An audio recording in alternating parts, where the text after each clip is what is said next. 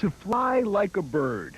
It may be man's oldest dream, but to this woman, it's a reality. They consider me one of the boys, but lots of times I like to remind them that I really am not one of the boys.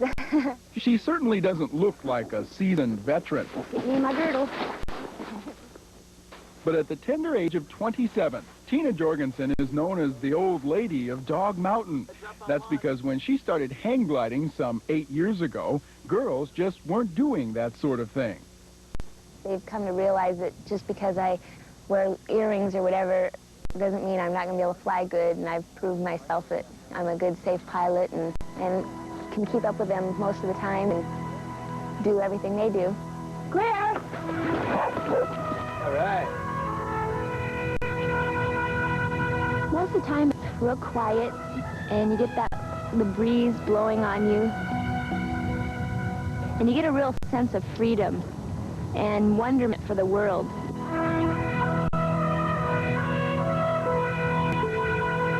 Sometimes I think I can't believe I'm flying, especially if I'm like really high altitudes, like, you know, I've been at 19,000 feet before, and I think, gosh, you know, this is amazing. I'm non-powered and I'm really flying.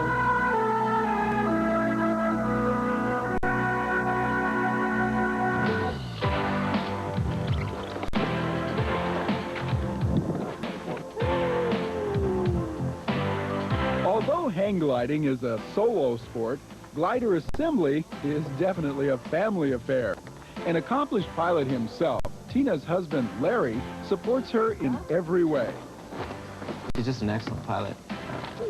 Just uses really good judgment. And rounding out the ground crew is Miss Jasmine Jorgensen, who probably knows more about hang gliding than any other 3-year-old around. She just is at home if they're in the garage for hours. They hang her from the ceiling. As you may have guessed, the Jorgensen garage is Hang Glider Central. Larry's latest project is installing a ballistic recovery system for both he and Tina. Safety is foremost in his mind since a recent accident when his parachute opened too slowly. I've been flying 10 years and I never had an accident where I've had to use my parachute, but it happened. So now we fly with these trusty things. This will fire your chute out in 2 seconds versus our old hand deploy, which was the problem with Larry's.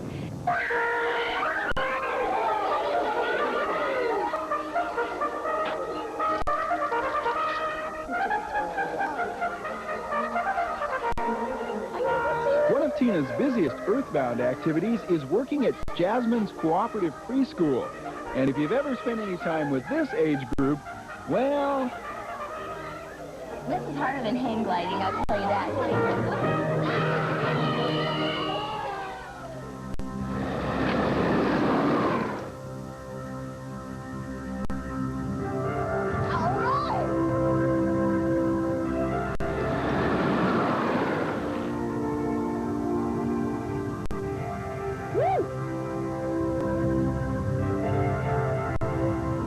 In the shadow of Mount Rainier, near the town of Morton, is one of Tina's favorite places to fly. Conditions here at Dog Mountain are nearly always perfect. Although no one is quite sure why it's called Dog Mountain, there never seems to be a shortage of, you guessed it. And one prerequisite for flying here is that you must learn the dog call. It's kind of a recognition thing, and it's really easy to recognize for us. Like when we're in the air flying, we'll know right away it's, you know, one of our friends that's doing that bark. Of course, there's never any problem recognizing Tina because she's always in hot pink. It's her trademark and one of the most respected colors on Dog Mountain, ever since she set a world record. I set a world record about a year ago. I went from 6,000 feet to 19,000 feet, which was the altitude gain record for the women of 13,000 feet. That'll give us me. Give me a kiss. Okay, I'll give you a kiss. Here you go. Go behind that wire. There we go. Okay. So if you ever happen to be over near Dog Mountain, look up for Tina.